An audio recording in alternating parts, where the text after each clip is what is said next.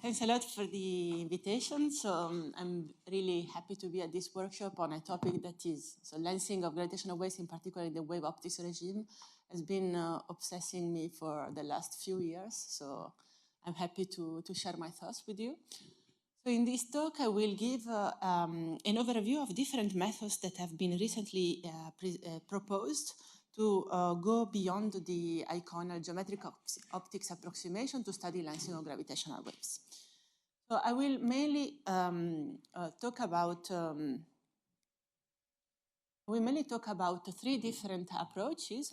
An approach where we treat the wave as a scalar wave, and we compute a scalar amplification factor that captures the lensing phenomenology. Another approach where we instead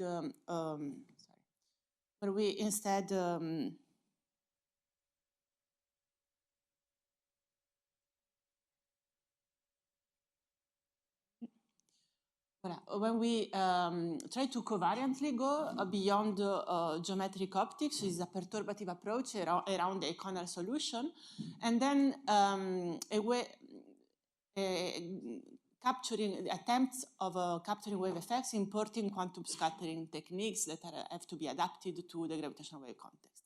So we'll present which are the pros and cons of each method, and what is done, and what it has to be done yet, and what is difficult doing in each one of these approaches. And I will then in particular focus on this last approach here, and will present phenomenology for some specific systems that will be visible with Lisa. So before starting, let's take a step back and let's try to identify a regime where we expect wave effects to be relevant in a lensing situation. So this is the equation describing propagation of gravitational waves on a curved background on a vacuum solution. And here I've chosen Lorentz gauge. So if I have a simple system that is a black hole length, then I can try to understand which is the typical size of these two terms in the equation. So this term here scales like 1 over lambda square, where lambda is the wavelength of the lens. And this term will go like the Kreutzmann scalar of the background. So it will go like the Schwarzschild radius over b cubed. And this b is something like this. So if I have a source here, this is my lens and this is the observer, I just compute a straight line going back from the source to the observer, and b will be the distance of a minimum approach. So wave effects will be relevant when these two terms become of the similar, comparable size. So this means that I can identify a region around the black hole with radius r of lambda given by this combination of lambda and rs, and such that when I have a situation of good alignment, so where this b is smaller than r lambda, I expect wave effects to be important. So these are the three approaches I will talk about without entering in details, because I will describe one after one. So the first one is this treatment where the wave is a scalar and we compute a scalar amplification factor along the line of what Jose Maria presented yesterday, this covariant perturbative approach, and then techniques from quantum scattering. And I will start from this part here. Okay, so this is my equation, that what I was showing you before. And in this approach, I say, okay, my wave is a scalar wave. So this is the equation I eventually want to solve. And in Fourier space, I can introduce an amplification factor that relates the length to the unlengthed wave. And this amplification factor has a compact expression of this type. So let's have a look at what enters here. I have my lensing system. I define, as we do for light, an optical axis that relates the observer to the lens. And then here I have the source, this is the image, and y is the rescaled angular position to the source, and x is the rescaled angular position of the image. Here I am integrating over all possible images position the exponential of a time delay function that takes into account how much the signal takes to travel along a curved geodesic. It will be, as Jose Maria showed us, there will be a geometrical effect and also Shapiro time delay effect inside this term. So in situations of high symmetries, when the lens is highly symmetric, like for a point-like length, we can find a closed solution for this f. This is a plot for a point-like lens.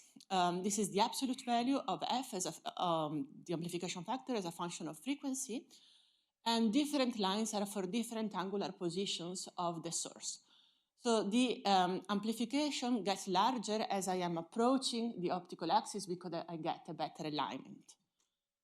When f is very large, so here there is a combination of f and the Schwarzschild radius of the lens. So f is large with respect to the Schwarzschild radius. Then we are in the geometrical optics regime.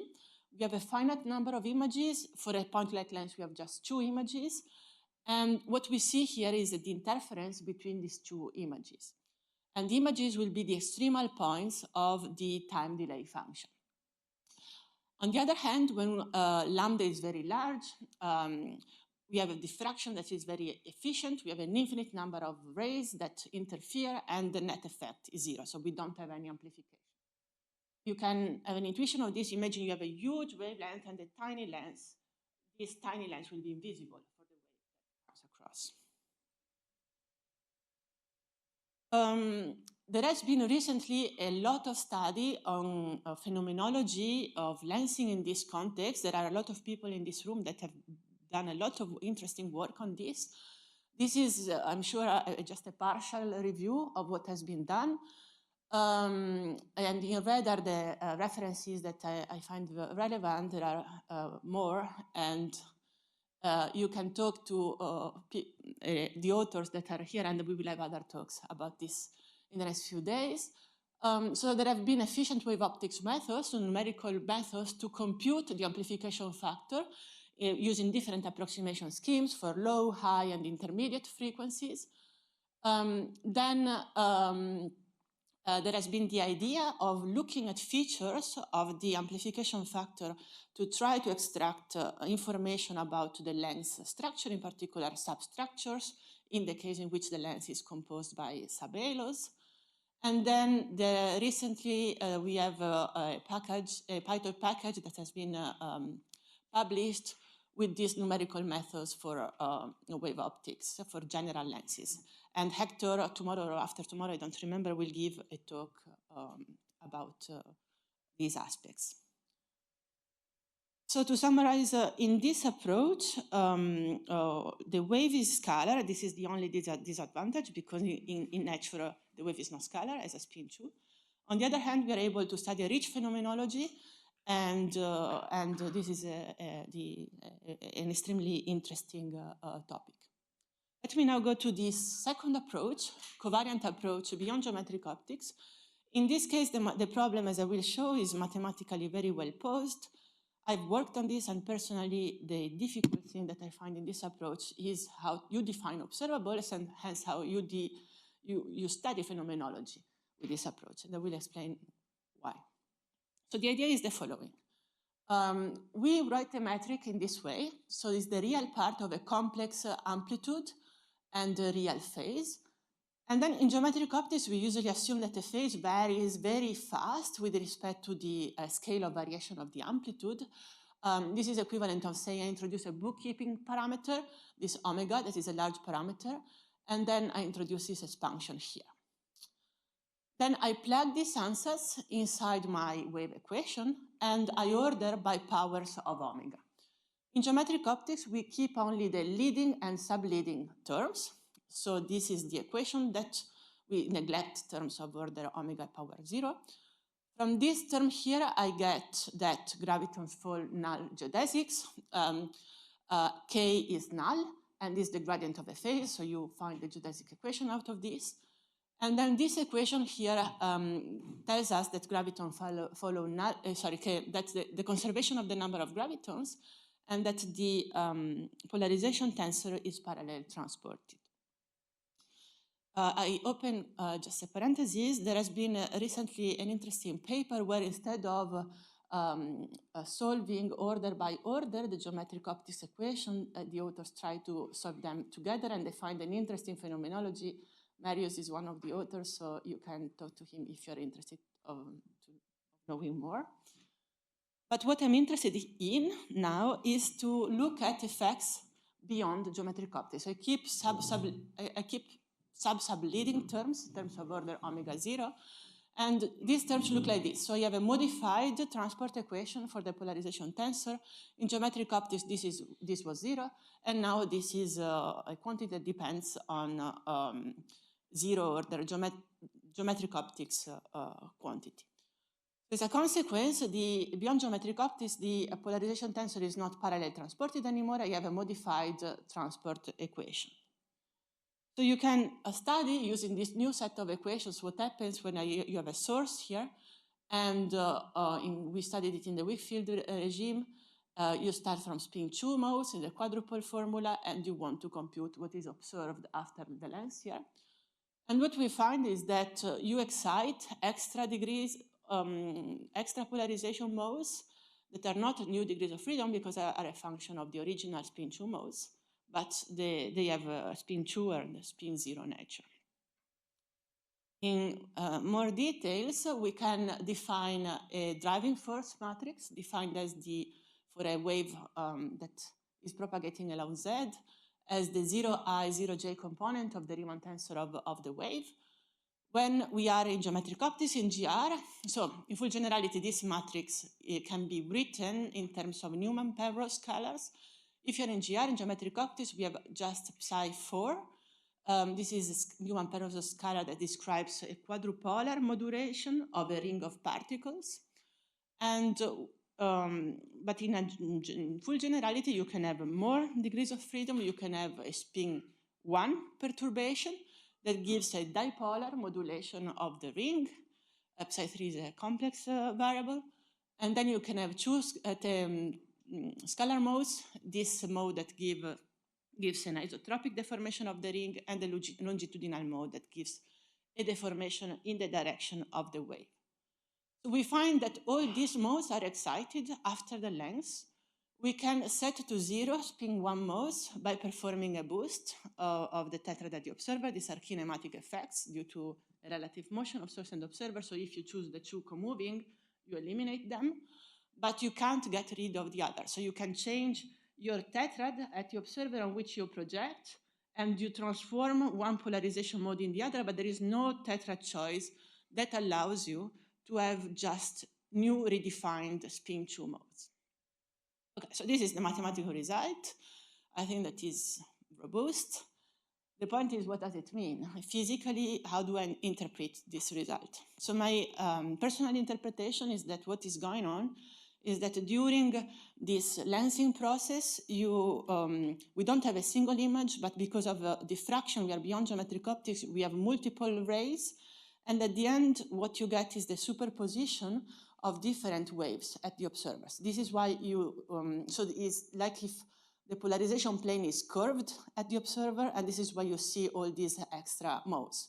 So to prove this, of course, one should, and this is what we want to do, should try to find which are the different K modes of this set of waves that you are superimposing, and in principle it should be possible to write the total wave as a superposition of a finite number of modes.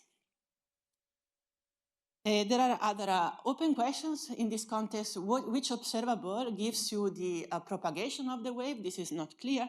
One could think of using the direction of propagation of energy by defining a new effective energy momentum tensor of the wave that it will have geometric optics, beyond geometric optics corrections. So it will depend on a new K, that is the old one, with corrections that depend on beyond geometric optics quantity.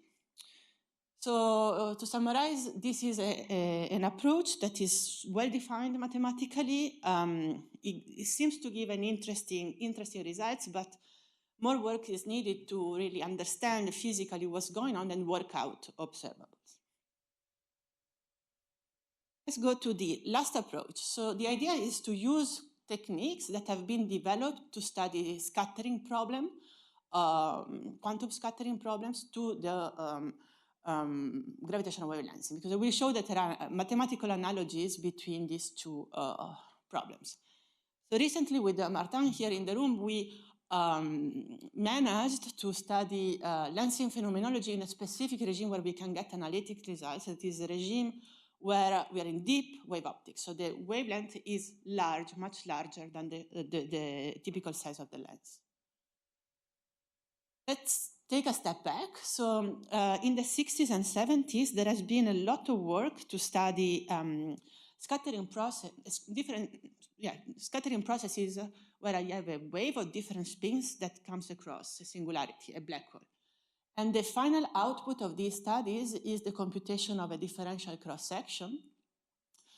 This is a summary, so this is unpolarized differential cross-section for waves of different spins, and theta is the scattering angle. So the idea is, of course, they compute the cross-section because they have in mind the quantum scattering problems, but the cross-section is not something that we observe when we study gravitational waves. It's not an observable. So the idea was to use these techniques, adapt them to work out observables and study lensing phenomenology. So the systems that we had in mind are triple systems where we have a binary system of solar mass objects that rotates around an AGN. So we simplify the problem, we say that this is a massive black hole, there is no matter around, and this object rotates around with a period that can vary from a few days to months, depending on the geometry. So this figure is not to scale, it's just to give you an idea of the situation. We have this system that emits a wave in the quadrupole approximation. This comes across the lens, and we want to study what we receive at the observer. It will be the superposition of a diffused and a transmitted wave. So the idea is to try to write the scattering problem using Regent-Wheeler variables, because for Regent-Wheeler variables, we know how they are distorted by the scattering problem. People in the past have computed phase shifts for these variables. So Regent-Wheeler variable, just you are for sure familiar with this, but are 2 degrees of freedom that you can use to study gravitational wave propagation on a Schwarzschild background. They have even and odd parity, respectively, and they satisfy an equation with this structure where this R star is a tortoise coordinates, is a redefinition of my radial coordinate, and V is a potential. Here I am in multiple space that has a different structure for odd and even mode. So the specific structure does not matter for our scopes here. I can generate, if I have a scalar wave, I can write in this way the departure of this wave from a plane wave. A plane wave, for a plane wave, you set this to 0, and you have a superposition of outgoing and ingoing spherical waves. And I introduce this object, and I call delta L phase shifts. And these phase shifts are telling me of how much my wave differs from a plane wave. And this is what I was telling you. These phase shifts have been computed for Regent-Wheeler variables on a Schwarzschild black hole. And they look like this for the 2 parity modes. So this is just the detail do not matter, just to tell you that we know what happens for a Regent-Wheeler variable. And so this is the last technical slide. What we need to do is to, since we have we know the emitted wave in terms of plus and cross modes, we need to rewrite a metric perturbation using this decomposition, where the small letters are T and R variables, and the big ones are angular variables. And all the blue quantities depend on T and R, and we are projecting them on a basis of scalar, vector, and tensorial spherical harmonics. And then you can find that Regent-Wheeler are related to a combination of these variables here in blue. So the last step is to write the incident wave in terms of this decomposition, so you can reconstruct odd and even modes for the incident wave, and then you can go on and compute the scattering wave. This was a bit technical. This is a summary. So we know what is emitted in terms of plus and cross variable, the quadruple formula. We rewrite this in terms of radial variables. Then we can reconstruct Regent-Wheeler variables. So eventually we know the Regent-Wheeler variables that are impacting here. And we know how these are deformed by the scattering because we know the phase shifts. So at the end we know what is diffused here in terms of Regent-Wheeler variables, and we go back to plus and cross to find observables. And this is the result that we get for plus and cross variables. The only take-home message is that these two polarization modes are not trivially transformed, so there isn't just a common amplification factor, but there is a more complex structure. They depend on the scattering angle theta, while this object is theta L is the lens angular position in the source sky, and this is in orange is another combination of geometrical quantities. So these objects diverge with the scattering angle going to 0. This is something that we were expecting. It's something that you find also for Rutherford scattering.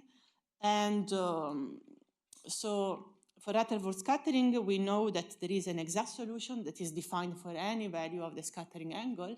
And the reason why our cross-section diverges is that to define a cross-section, we need to decompose the wave into spherical waves. And to do this, we are implicitly taking a limit like this, excluding the point theta equals 0. So when we extrapolate the solution in this limit in theta equals 0, we are going to a point where the solution is not defined.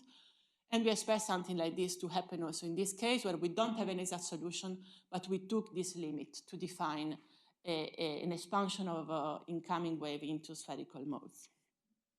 So the bottom line is that the divergence has to be an artifact of the approximations we are taking. This is the scattered wave, and here we have the transmitted wave. This is just what we would get in the absence of lens, and it depends on the observer angular position in the source sky here. So we can compute the scattering cross-section just to make contact with the literature, and we find that we recover what has been found in the 60s in specific limits. In the 60s, it was computed the polarization independent part of the cross-section, assuming that the incoming flux was unpolarized. We find that, in fact, there is an additional dependence on the polarization of the incoming wave. Indeed, this term here can be rewritten as a function of the Stokes parameter describing circular polarization of the wave. But when we take an unpolarized flux, this term goes to 0, and we find what was known in the literature. This is a picture representing the situation. I have a wave incoming in this direction. The lens is at the center, and we plot the ratio of total cross-section to the unpolarized one. We find that in the direction of the scattering wave, the cross-section is dominated by the polarization independent part, so this is 1. Well, when we go in the plane orthogonal to the incoming wave, we are spanning all possible values, so we are finding that we are dominated or not by the polarization dependent part, depending on where we are in this plane. Okay, so let's look at the phenomenology. This is the waveform for plus and cross modes that we observe for a system that has a low total circular polarization with this value of chirp mass and at this frequency that is in the sweet spot of the Lisa band. And we find that there is, so waves are oscillating like crazy. This is just the envelope. And the system is orbiting around the lens with a period of 1 week. So this is, here we are spanning one orbit. What we find is that there is a modulation of these modes that is not, the relative modulation is not the same. It's 12% for the big mode here, and is more than 100% for the weak signal. And what we see, the interference is due to the interference between the scattered and transmitted wave, and is very visible at the point of maximum alignment, so when the source is behind the lens. This is the Stokes parameter describing circular polarization, and what is interesting for us is this dotted line. This is the Stokes parameter for the transmitted wave, and for the total one is this orange one that exhibits the same pattern that we find in the wave due to interference between the two modes. This is another case where we take an initial wave with a high total circular polarization, so the amplitude of the two plus and cross modes is very similar, and they are indeed amplified of the same amount. The transmitted degree of circular polarization is very close to 1, and we see a very small effect due to when we consider the total wave. So when is this effect measurable? So one can estimate the ratio of the scattered to transmitted wave that scales like this. So it becomes larger if I increase the mass, if I decrease the distance length source, and if I consider a situation of good alignment. If you take a system with this, like the one I was showing you before, at a redshift 0.01, that is a kind at a low tail where we expect to have a GN, we find that this ratio can go up to 10 to the 2. So it's a very large. It means that for systems like this, for sure, we will detect a modulation, so a wave optics feature in the waveform. Okay, so how to move forward? We managed to study the phenomenology in this very specific regime where the wavelength is large with respect to the Schwarzschild radius, because in this regime we could use results already computed in the literature for the phase shifts. But in principle, this method should be applicable also to other regimes, probably relying on numerical approximations to compute the phase shifts. So this is something that we plan to do. And of course, it would be interesting to compare, once we manage to approach the regime beyond geometric optics with this scheme, to compare observables with what we expect from the covariant approach, where we go perturbatively beyond geometric optics. And then the phenomenology has to be better studied, including a kinematic effect that we are for the moment kind of neglecting, and including the effects of spin and the effect of matter around the black hole. Okay, this is my final slide. It's a summary of these approaches. So approach where we have a scalar wave and we compute rich phenomenology looking at the amplification factor. What I've just presented is a kind of extension of this to the case in which I keep track of the spin structure of the wave. Of course, math is much more complicated, but it should be possible to define a tensorial amplification factor and to repeat a similar study of the phenomenology. And then there is this perturbative approach that allows one to go perturbatively beyond geometric optics, and more work has to be done to study phenomenology in this context, and then to compare predictions of these two approaches in a regime where we expect the two to overlap. With this, I conclude, and I'm happy to take questions. Thank you.